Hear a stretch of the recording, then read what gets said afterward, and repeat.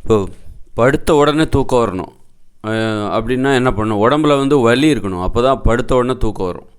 உடல் உழைப்பாலும் உடற்பயிற்சி செய்ததுனாலும் உடம்புல ஒரு வலி இருந்துச்சுன்னா உங்களுக்கு படுத்த உடனே தூக்கம் வரும். நீங்கள் திட்டமிட்ட மாதிரி டெய்லி நைட்டு இன்னும் 9 மணிக்கு படுத்துடணும், அப்போ தான் சீக்கிரமாக எழுந்திருக்க முடியும் அப்படின்னு சொல்லிட்டு நீங்கள் திட்டமிடுறீங்க. ஆனால் 9 மணிக்கு நீங்கள் படுக்கிறீங்க, ஆனால் உங்களுக்கு தூக்கம் வரல.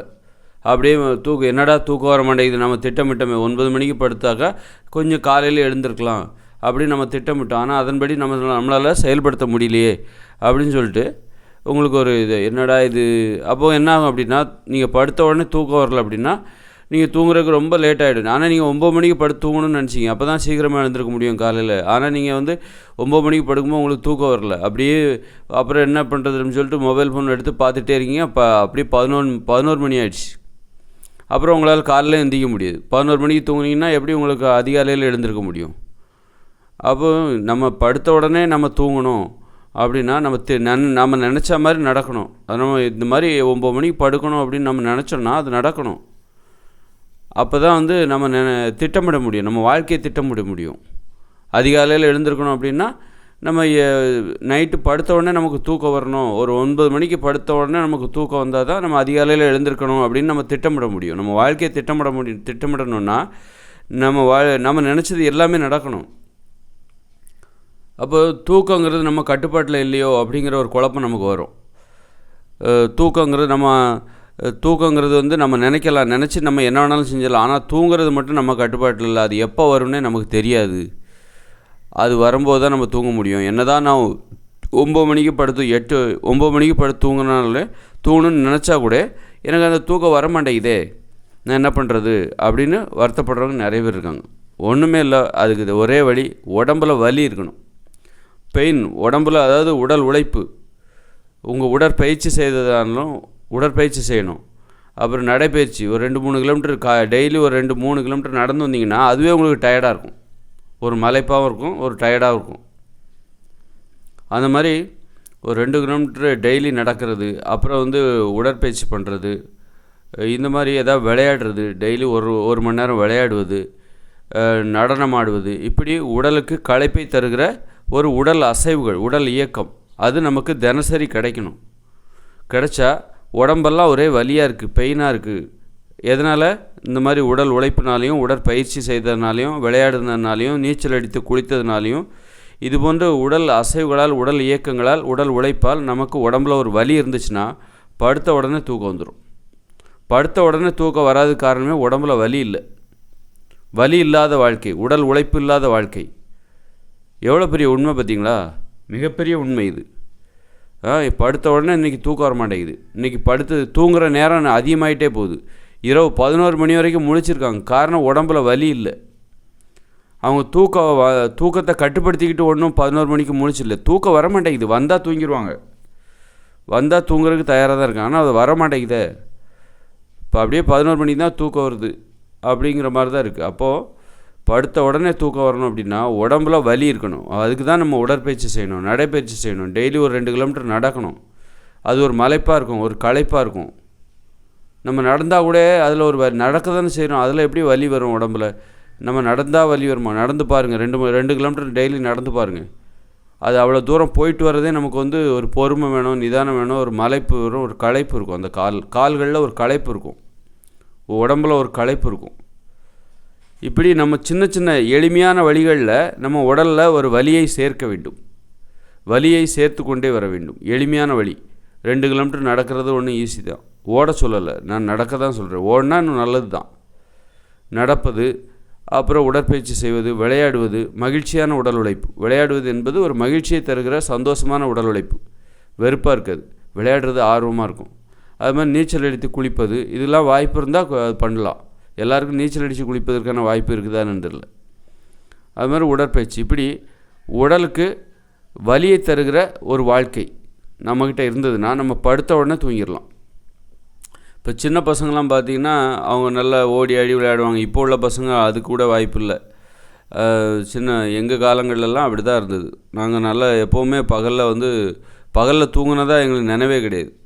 நான் சின்ன வயசில் பகலில் நான் தூங்கினதே கிடையாது. அந்த மாதிரி தான் என்னை போன்ற வயதுடையவர்களின் வாழ்க்கை முறை அப்படி தான் இருந்தது. அதனால் எங்களுக்கு வந்து 8 மணி 8:30 9 மணிக்கெலாம் நாங்கள் படுத்துருவோம். அதுபோல் அதிகாலையிலேயும் முழிச்சிருவோம். நாங்கள் என்றைக்கோ தூக்கம் வராமல் நாங்கள் புரண்டுக்கிட்டது அதிகமாக இல்லை. அப்படி தான் வந்து இப்போ வந்து உடம்புல வலி இருந்தால் நல்ல தூக்கமும் வரும். இப்போ உதாரணத்துக்கு வந்து ஒரு குழந்த பிறக்குதுன்னு வச்சுக்கோங்க. அந்த குழந்த பிறக்குதுங்கும்போது அது வந்து இது நாள் வரைக்கும் அம்மாவோட கர்ப்பப்பையில் சுற்றி அந்த பனி நீர் குடம் அந்த கர்ப்பப்பைக்கு சுற்றி அதோட நீர் இருக்கும். அதுக்கு வலிங்கிறது பெருசாக இருக்குது. வலி படக்கூடாது அப்படிங்கிறக்காக தான் அந்த கர்ப்பப்பையில் வந்து நீர் சூழ்ந்து அந்த கரு உள்ளே இருக்குது. அதனால் எந்த விதத்திலும் வலி படக்கூடாது, வலி ஏற்பட்டு விடக்கூடாது அப்படிங்கிற மாதிரி அது வாழ்ந்து வந்த அந்த குழந்தை இப்போ பூமிக்கு வருது. பூமிக்கு வந்தோடனே பிஞ்சு உடம்பு அந்த அந்த உடம்பு தரையில் கிடத்தப்படுகிறது. எல்லோரும் தூக்குறாங்க, அழுத்தப்படுகிறது, அழுத்தங்களை சந்திக்கிறது. ரொம்ப மென்மையான அந்த பிஞ்சு உடம்பு. அந்த பிஞ்சு உடம்புல வலி ஏற்படுகிறது. அதனால தான் அந்த குழந்தை ரொம்ப நேரம் தூங்கிக்கிட்டே இருக்குது. அவ்வளோ பெயின் இருக்குது அந்த உடம்புல. கர்ப்பப்பையில் இருந்த வரைக்கும் வலி என்பது குறைவுன்னு வச்சுக்கோங்க. ரொம்ப ரொம்ப குறைவு. வலி ஏற்படக்கூடாது என்பதற்காகவே அந்த கர்ப்பப்பையோட அமைப்பு அப்படி இருக்குது. சுற்றி பனி நீர் கூடலாம் உடஞ்சி போச்சு அப்படின்லாம் தண்ணிலாம் அப்படி இருக்குல்ல, அந்த மாதிரிலாம் இருக்கும். அது குழந்தை வெளியே வந்த பிறகு எல்லோரும் தூக்குறாங்க. சுவாசிக்கிறது கூட அந்த சுவாச குழாயில் ஒரு வலியை ஏற்படுத்தும். அதான் அந்த குழந்தை வெளியே வந்தோடனே ஏன் அழுது அப்படின்னா, இந்த பூமிக்கு வந்தோடனே அதுக்கு வலியை உணர்கிறது. அதனால தான் அந்த குழந்தை அழுது. சுவாசிக்கிறது கூட சுவாசப்பையில் ஒரு வலி ஏற்படுத்தும். அந்தளவுக்கு பிஞ்சு உடம்பு. அப்புறம் தூக்குறாங்க, படுக்குது, அந்த குழந்தைய படுக்க போட்டிருக்காங்க. இந்த அழுத்தங்களை இந்த பூமியில் வந்த பிறகு தான் சந்திக்கிறது. அந்த அழுத்தம் அதற்கு வலியாக மாறுகிறது. அந்த வலி தான் அந்த குழந்தைக்கு அந்த குழந்தைகள் பார்த்திங்கன்னா ரொம்ப நேரம் தூங்கிட்டே இருப்பாங்க. முழிச்சிருக்கிற நேரம் ரொம்ப குறைவு. அவ்வளோ வலி. அப்புறம் அந்த வலிக்கு பழக அந்த உடல் என்பது வலியின் தன்மை வலிமையாக மாறுகிறது. வலியோடு வாழத் தொடங்குகிறது. அதனால தான் வந்து வலி வந்து உடம்புல இருந்தால் நல்ல தூக்கம் வரும். நம்ம தூங்கணும்னு நினச்ச உடனே தூங்கலாம், திட்டமிட்டபடி தூங்கலாம். உடம்புல வலி இல்லைன்னா தூங்கவும் முடியாது, உழைக்கவும் முடியாது. இப்போ நீங்கள் உங்கள் உடம்புல வலி இல்லைன்னு வச்சுக்கோங்களேன், நீங்கள் உடற்பயிற்சி செய்யலை, உடல் உழைப்பில் ஈடுபடவில்லை, எதுவுமே இல்லை, ரொம்ப எந்த உடல் உழைப்பும் உங்களுக்கு இல்லவே இல்லைன்னு வச்சுக்கோங்க. உடம்புல சுத்தமாக வலி இருக்காது. ஒரு தக்க மாதிரி உடம்பு இருக்கும்.